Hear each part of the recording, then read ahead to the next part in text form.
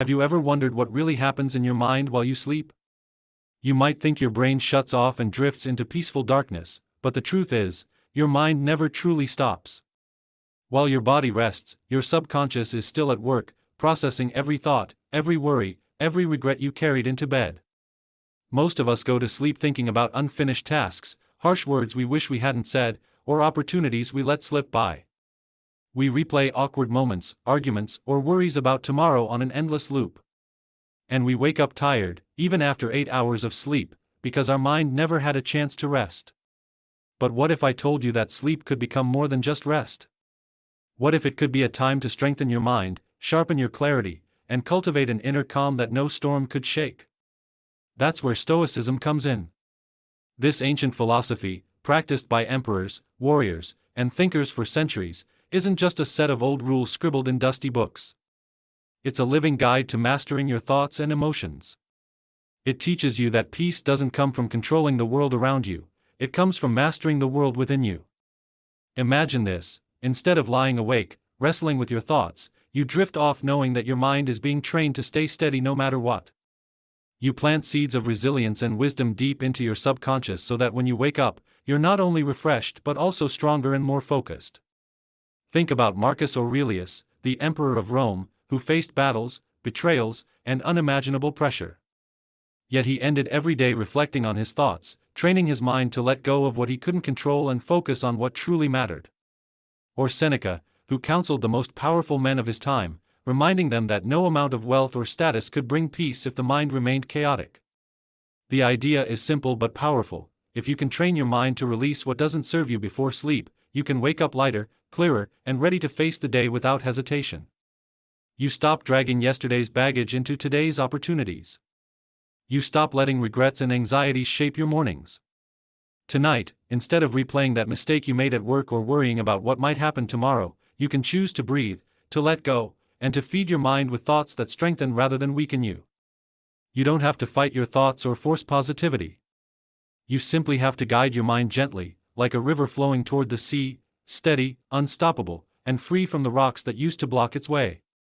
In this video, I'm inviting you to experience a different kind of sleep, one where every hour isn't just rest but an active investment in your mental resilience. You'll learn how Stoic principles can transform the way you sleep and, more importantly, the way you live. So, if you're ready to stop waking up already exhausted and start rising with clarity and purpose, stay with me. Let's explore how you can turn each night into a silent training ground for your mind, so that you wake up tomorrow not only rested but unshakable. Detox your mind before sleep. Let me ask you something. When you lay your head on the pillow at night, what do you carry with you? Is it the argument you had with a coworker, the email you forgot to reply to, or maybe that small moment earlier when someone's careless words cut a little deeper than you admitted? Most of us bring a mountain of unfinished business into bed every single night. Our minds hold on to tension, worries, and all the should-haves and what-ifs that we couldn't resolve during the day. It's like trying to fall asleep in a cluttered room. You might close your eyes, but your mind keeps tripping over all the emotional mess. What if I told you that the true weight keeping you from deep rest isn't physical exhaustion, but mental clutter? Just like we tidy up our homes to create space and peace, the mind needs its own kind of cleaning. The Stoics understood this long before modern psychology put it into words. They believed that clarity isn't something that happens by accident, it's something you create on purpose. Before going to bed, they would reflect on the day, not to judge themselves harshly, but to simply observe what had happened and decide what needed to stay, and what needed to be let go. They didn't try to suppress emotions or pretend problems didn't exist. Instead, they practiced the art of observing without attachment. Imagine your thoughts as clouds drifting across the sky. You don't have to chase them. You don't have to hold on. You just watch them pass, knowing they don't define you. Ask yourself tonight, what am I holding on to that no longer serves me? Which worries deserve my energy, and which can I release? Before you sleep, take a few minutes to mentally review your day. Picture it like flipping through a photo album. You don't need to analyze every detail or relive every mistake. Just acknowledge what happened, learn from it if you can, and then gently close the page. This isn't about avoidance or running away from your feelings. It's about freeing yourself from the emotional baggage that clings to you long after the moment has passed. When you carry yesterday into today, and today into tomorrow, you create an endless loop of exhaustion. The Stoics taught us to break that loop by letting go intentionally. Marcus Aurelius, one of the greatest Stoic emperors, used to write in his journal every night, questioning his own actions and thoughts. Not to punish himself, but to keep his mind light and clear. He knew that a mind weighed down by unprocessed emotions would eventually crack under pressure. Imagine waking up tomorrow without the heaviness of yesterday. Imagine starting the day not reacting from leftover frustration, but responding with clarity and strength. The next time you find yourself lying in bed, replaying that awkward conversation or worrying about a deadline, remember, you have a choice. You can hold on and let it drain your energy, or you can acknowledge it, thank it for the lesson, and let it drift away. Every night gives you the chance to reset, to detox your mind and prepare it for a new day. This small but powerful practice isn't just for better sleep. It's the foundation for a calmer, stronger, and more purposeful life. Tonight, give yourself permission to let go. Clear the clutter. Create space for peace. And remember, you deserve to rest in a mind as peaceful as you want your dreams to be. Part 2, The Power of Self-Reflection. Have you ever paused at the end of the day and asked yourself, who was I today? Not in terms of what you achieved or what went wrong, but in terms of how you showed up, for yourself, for others, for your values. The Stoics knew that letting go was important, but they also believed there was something even more powerful, self-reflection. Marcus Aurelius, an emperor who could have easily blamed the chaos of an empire for his shortcomings, chose instead to examine his own mind every single night. He didn't do it to feel guilty or beat himself up. He did it to stay honest, to stay aligned with the kind of man he wanted to be. Seneca, a powerful advisor, did the same. He would sit down at the end of the day and replay his actions like a movie, searching for moments where he could have acted with more patience, more wisdom, more courage. This isn't about perfection. It's about awareness. Because how can we grow if we don't first understand where we stand? How can we change habits if we don't see them clearly? Most of us live on autopilot. We wake up, rush through the day, react to problems, and crash into bed without ever asking, did I live today as the person I truly want to be?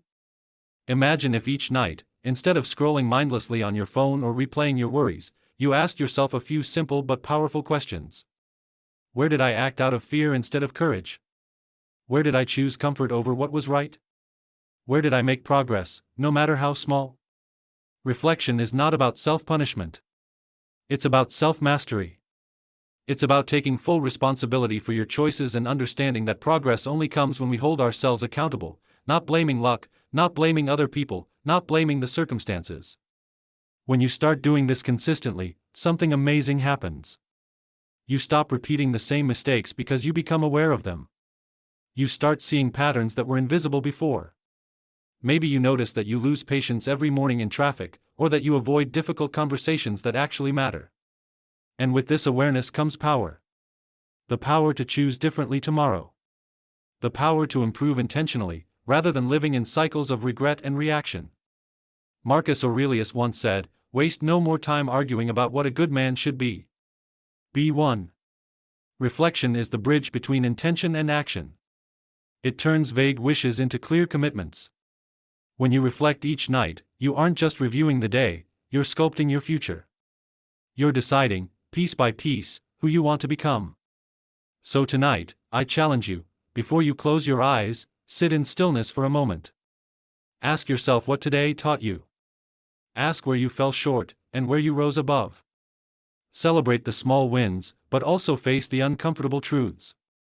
Over time, this practice doesn't just change your nights. It changes your entire life. Because you stop drifting and start living with purpose. You stop blaming the world and start building yourself from the inside out. And when you wake up the next morning, you do so with clarity, not weighed down by yesterday's unconscious patterns, but guided by a clear understanding of who you're becoming. Self-reflection is a daily gift you give to yourself. Use it to grow, to sharpen your mind, and to strengthen your spirit. Part 3, The Art of Emotional Detachment. Have you ever noticed that most of your pain doesn't actually come from what happens to you, but from how tightly you hold on to it? Think about it, a single comment someone makes in passing can echo in your mind for days.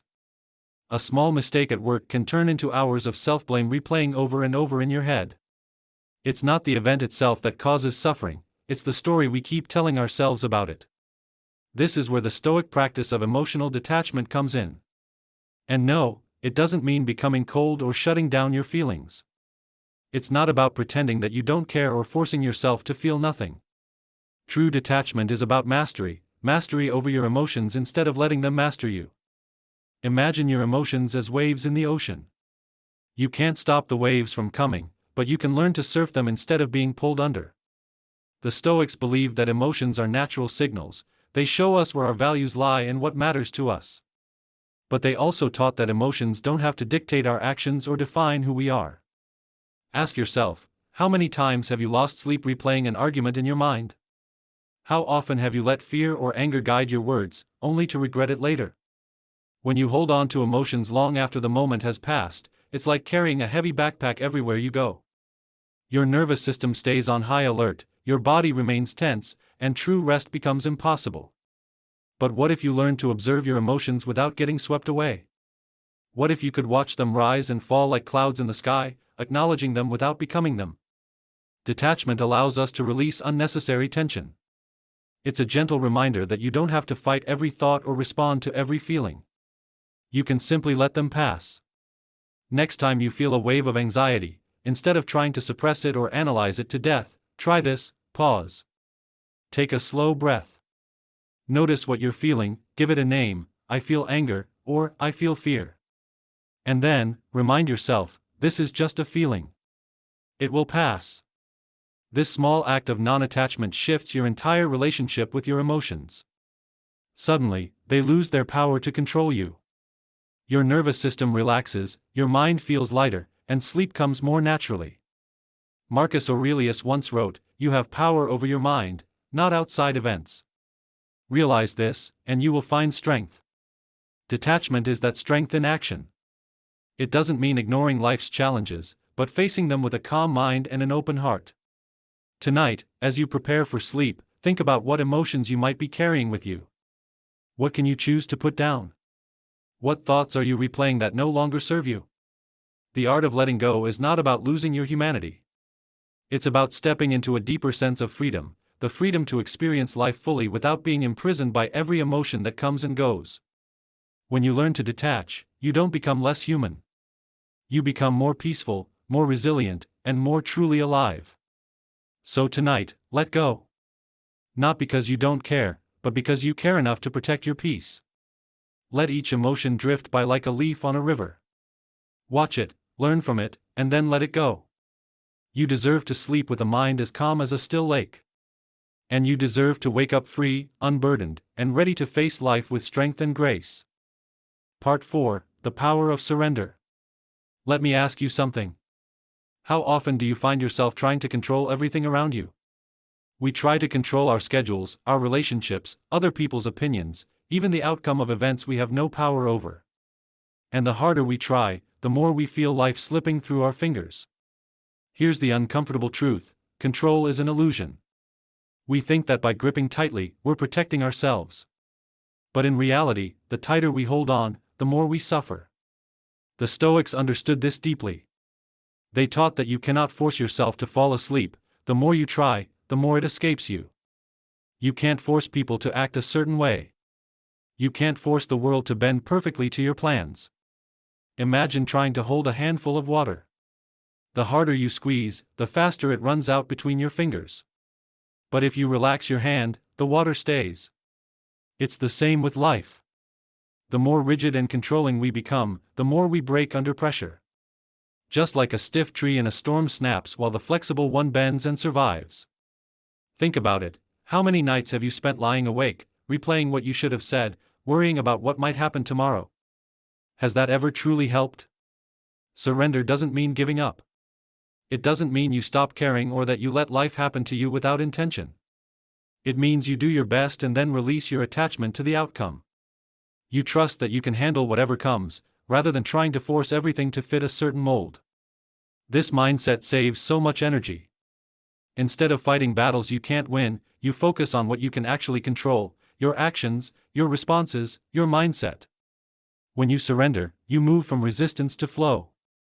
You stop wasting precious mental energy on what if and why me questions.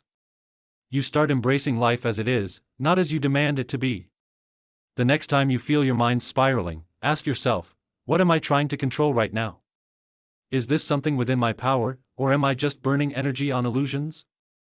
Marcus Aurelius, one of the most powerful men in history, practiced this daily. Despite ruling an empire, he constantly reminded himself that most things were beyond his control. His true power lay not in controlling the world, but in controlling his own mind. And it's not just a philosophical idea. You can feel this in your own life. Think about how calm and peaceful you feel when you finally decide to let go of something you were clinging to, a grudge, a fear, an outcome. In that moment, your shoulders drop, your breath deepens, and you remember what freedom feels like. Surrender is not weakness. It's wisdom. It's strength wearing the disguise of softness. It's the quiet confidence that you will adapt, you will grow, and you will find a way forward no matter what happens. Tonight, as you prepare for sleep, try this, reflect on what you've been gripping too tightly. Picture it in your hands, then slowly open your fingers and let it go. Breathe into that release. When you wake up tomorrow, you'll feel lighter. You'll carry less tension. You'll move through the day with more openness and strength. Remember, the strongest people aren't those who try to control everything. They're the ones who know when to hold on and when to let go. Choose surrender. And discover the power and peace that have been waiting for you all along. Part 5, Reprogramming your subconscious with repetition. Let me ask you something. What are the last thoughts that run through your mind before you fall asleep? Is it that awkward conversation from earlier, your endless to-do list, or worries about tomorrow? Most people don't realize that our subconscious mind, the deepest layer of our mental world, is like fertile soil. Whatever you plant there, especially before sleep, will take root and grow. Your mind doesn't choose for you, it simply absorbs what you give it. That's why the moments before you drift off are so powerful. In those quiet minutes, your mind is most receptive, like an open book waiting for the next story. The Stoics understood this long before modern psychology confirmed it. They didn't leave their minds to chance, they actively trained them. They used what we now call autosuggestion, a simple, intentional practice of repeating guiding thoughts or mantras to program the subconscious. But these aren't fluffy affirmations like, I am rich or I am perfect. Stoic mantras are grounded in reality, strength, and clarity. Imagine this, instead of replaying worries, you repeat to yourself, I can't control everything, but I can always control my response. Or, what matters most is how I show up, not what happens outside of me. Repetition isn't just a motivational slogan. It's how the brain builds default patterns. Just like a path in a forest becomes clearer the more you walk it, thoughts you repeat become the first place your mind goes under stress. Most of us let random, negative thoughts become our default pathways. Over time, those anxious loops become habits. But what if you took control of that process? Every night before sleep, you have an opportunity to choose what gets planted in your subconscious garden. You can choose seeds of fear and doubt, or seeds of resilience and peace. Think about it, a warrior doesn't sharpen his sword in the middle of battle. He does it in moments of calm, so he's ready when the fight comes. In the same way, we can train our minds during quiet moments to stay strong when challenges appear. Next time you're lying in bed, instead of letting your thoughts spiral, try repeating a Stoic principle. Start simple, I am not my emotions. I am the observer of my emotions. Or, only I decide how I react. You might feel silly at first. Your mind might resist. But over time, these words start to sink in. You'll notice yourself staying calmer during conflicts, making clearer decisions, and feeling less controlled by outside events. It's not about ignoring reality or forcing toxic positivity. It's about intentionally shaping the lens through which you see the world. Marcus Aurelius reminded himself daily that he couldn't control external events, only his mind. Seneca believed that repeating strong ideas helped prepare for life's storms before they arrived. So tonight, give yourself the gift of intentional repetition. Whisper those words to yourself, write them down, or simply hold them in your mind as you drift into sleep. When you wake up, you'll notice the difference. Your subconscious, having rehearsed resilience all night, becomes your silent ally. Remember, you're not stuck with the mental patterns you've always had. You can rewrite them. One thought at a time. One night at a time. Tonight, take the first step. Choose the thoughts that will guide you, shape you, and empower you. And let your mind become your greatest source of strength, even while you sleep. Part 6: The Art of Non-Attachment. Have you ever noticed that the more we cling to a perfect outcome, the more we suffer? We spend so much energy trying to mold life into our ideal shape, holding on to expectations as if they're promises. But life doesn't work like that. Most of our pain isn't because of what actually happens. It's because we resist what is, and we refuse to let go of what we thought should happen. Think about it. How many times have you replayed a conversation in your head, wishing you'd said something different? Or held on to disappointment because something didn't go exactly as you imagined? The tighter we hold on, the heavier we feel. The art of non-attachment isn't about not caring or becoming numb. It's about experiencing life fully, but without trying to possess it. It's about holding things gently, knowing they were never truly ours to control. Imagine holding sand in your hand. If you grip it tightly, it slips through your fingers. But if you keep your hand open, it simply rests there. Life works the same way. The wise understand that we can't change the past, and we can't predict the future. All we truly have is this moment, right here, right now. Yet, so many of us live stuck in yesterday's regrets or tomorrow's fears. We think, when I get that promotion, I'll finally be happy, or, if only that relationship had worked out, everything would be perfect. But what if happiness wasn't something you chase, but something you allow?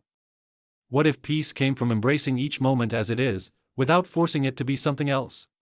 Tonight, before you sleep, I invite you to practice this. As you lie in bed, bring to mind the things you've been gripping too tightly, maybe a goal, a grudge, an old story you keep telling yourself. Observe them. Acknowledge them. And then, remind yourself, I don't need to carry this into tomorrow. Non-attachment doesn't mean you stop loving people or pursuing your dreams. It means you love without ownership. You pursue without obsession. You live without tying your entire identity to a single outcome. It's a quiet strength, the ability to say, I gave my best. I showed up fully. And now, I release the rest. Marcus Aurelius said, receive without pride, let go without attachment. The more you practice this, the lighter your heart becomes. You stop measuring your worth by external achievements. You stop letting other people's opinions define your peace. Imagine waking up tomorrow without the heavy baggage of expectations and disappointments. Imagine moving through your day freely, appreciating each moment for what it is, not for what you think it should have been. When you learn the art of non-attachment, you start to see that true freedom isn't about having everything you want, but about no longer being controlled by what you want. It's not about giving up effort or passion. It's about giving up the illusion that your happiness depends on a specific result. Tonight, choose to let go. Choose to be present. Choose to rest in the simplicity of what is. Because in the end, the most beautiful moments in life aren't the ones we try to force, they're the ones we allow to unfold naturally. So, take a deep breath. Feel the weight lift off your shoulders. And as you drift into sleep, remind yourself, you are enough, this moment is enough, and you don't need to hold on to anything to feel whole. Part 7: Overcoming Overthinking. Have you ever found yourself lying in bed, staring at the ceiling, and replaying the same thought over and over again? Maybe it's something you said at work, a decision you made years ago, or a future scenario that might never happen. We all do it. But here's the thing, overthinking isn't the same as reflecting. It isn't growth. It isn't problem solving. It's a mental loop, a self-made prison that traps us in fear and anxiety. When we overthink, we believe we're somehow gaining control over a situation. We think, if I analyze it enough times, I'll find the perfect answer. But has that ever really worked? Or does it just leave you more exhausted and more disconnected from the present moment? The Stoics saw overthinking for what it is, a thief of peace. They taught that life happens in the present, not in the endless what-ifs of the mind. Marcus Aurelius wrote, if you are distressed by anything external, the pain is not due to the thing itself, but to your estimate of it, and this you have the power to revoke at any moment. Overthinking magnifies problems. It turns tiny challenges into towering obstacles. It paralyzes us, convincing us that we need more time, more certainty, more reassurance before we act. But life doesn't wait for us to finish thinking. Imagine this: you're driving through thick fog at night. You can't see the entire road, but you keep moving, trusting that each few feet will reveal the next. Overthinking is like stopping the car in the fog and demanding to see the entire highway before you move forward. You end up stuck, going nowhere. So, how do we stop? The answer isn't to fight the thoughts or force them away. Instead, it's to observe them, as if you're watching cars pass on a road. You don't have to chase every car. You don't have to jump in and drive them. You simply watch them go by. When a thought pops up, what if I fail, or what will they think of me? You can pause, take a breath, and gently bring your focus back to the present. Feel your breath, notice the weight of your body, listen to the sounds around you. The present moment is always here, patiently waiting for you to return. One practical way to practice this before bed is to do a simple grounding exercise. As you lie down, put your hand on your chest and take slow, deep breaths. As each thought arises, silently say to yourself, I see you. I don't need to follow you. Over time, your mind learns that not every thought deserves your attention. Overthinking won't disappear overnight. But with practice, you'll start to catch it sooner, redirect it faster, and feel lighter because of it. The goal isn't to eliminate thinking altogether. Our minds are designed to think. The goal is to stop identifying with every thought and letting it control your emotions and actions. Tonight, as you get ready for sleep, ask yourself, what am I really solving by thinking this over again? What would happen if I just let this thought drift away? You might be surprised by the freedom that follows. Remember, life is lived in the present, not in imagined scenarios that may never come true. You deserve to rest with a clear mind and wake up ready to embrace the day ahead. Choose to step out of the endless loop. Choose peace over perfection. Choose presence over paralysis. Part 8, Memento Mori, remember you will die. Let me ask you something. What would change if you truly understood that your time here is limited? Most of us move through life as if we're going to live forever. We put off the things that matter most, telling ourselves, I'll do it someday, or, there's always tomorrow. But the truth is, tomorrow isn't promised to any of us. The Stoics had a powerful reminder for this: Memento Mori, remember that you will die. At first, it might sound dark or even depressing. But this practice isn't meant to scare us. It's meant to wake us up. When you become aware of your mortality, every moment starts to matter more. You stop wasting your days on petty arguments, on endless scrolling, on waiting for the perfect time that never comes.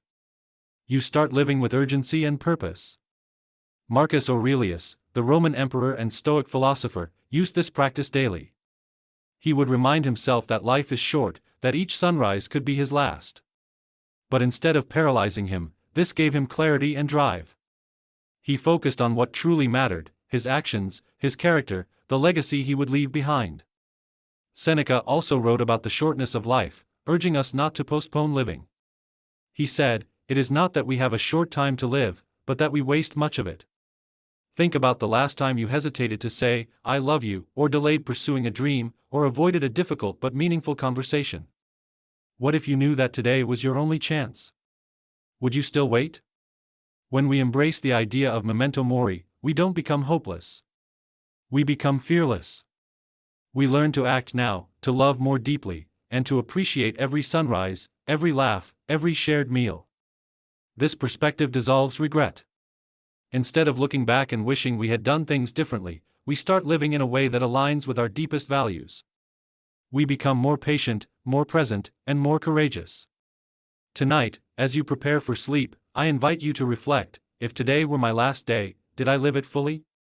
Did I speak my truth? Did I move closer to the person I want to be? This isn't about rushing or pressuring yourself. It's about focusing on what really matters and letting go of the distractions that steal your precious time. When you wake up tomorrow, carry this thought with you. Let it guide your choices, from the smallest actions to the biggest decisions. Memento mori is not a threat. It's a gift, a reminder to cherish life's fragile beauty and to pour your energy into what truly counts. Imagine a life where you don't hold back your love, your gratitude, your dreams. Imagine living so fully that, when your time comes, you can look back and say, I didn't just exist. I lived. So tonight, as you close your eyes, promise yourself this: to live boldly, to speak honestly, to love fiercely, because your time is the most precious thing you have. Remember, you will die. But until that day comes, you have the power to truly live. Conclusion. As we come to the end of this journey together, let me ask you one final question. How do you want to wake up tomorrow? Do you want to open your eyes feeling heavy, carrying yesterday's worries into a brand new day? Or do you want to rise feeling strong, clear, and ready to face the world with calm confidence? The truth is, a powerful morning doesn't start in the morning. It begins the night before. Most people think that sleep is just about resting the body. But in reality, it's also a sacred time for the mind, a quiet workshop where your thoughts, emotions, and patterns are reshaped. Every night is an invitation to plant seeds into the deepest parts of your mind. Seeds of discipline, resilience, and inner peace. Seeds that, if nurtured consistently, will grow into powerful habits and a stronger sense of self. Before you drift off, you have the chance to release the day's chaos, to let go of the small mistakes, the misunderstandings, and the endless to-do lists. You get to clear the mental clutter and make space for clarity. Marcus Aurelius reminded himself nightly that tomorrow wasn't promised, and that each day was an opportunity to practice virtue. Seneca taught that life is long enough if you know how to use it wisely, and that wisdom begins in the mind. When you intentionally prepare your mind before sleep, you aren't just improving your nights, you're transforming your entire life. Imagine lying in bed and gently reviewing your day, not to criticize yourself, but to understand. To see where you acted with courage and where fear took the lead. To notice where you chose patience and where you reacted in haste. Imagine repeating a mantra that grounds you, like, I release what I can't control, or, tomorrow, I will show up as my strongest self. These small rituals might seem simple, even insignificant. But done consistently, they shape you into someone who doesn't just survive the day, but truly lives it. When you master the art of preparing your mind at night, you start to notice that you wake up lighter. You make decisions with more clarity. You respond instead of react. And most importantly, you move through life with a quiet, unshakable strength that others can feel. This is how you build true inner freedom, not by changing the world around you, but by changing the world within you. Tonight, as you lay your head on the pillow, remember, sleep isn't just a break from life. It's a bridge to a stronger, calmer, more resilient you. Each night is a chance to reset. A chance to let go.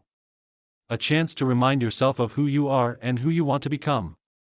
And when you do this consistently, you'll find that the strength you build in the quiet hours of the night follows you into every sunrise. So tonight, choose to prepare your mind.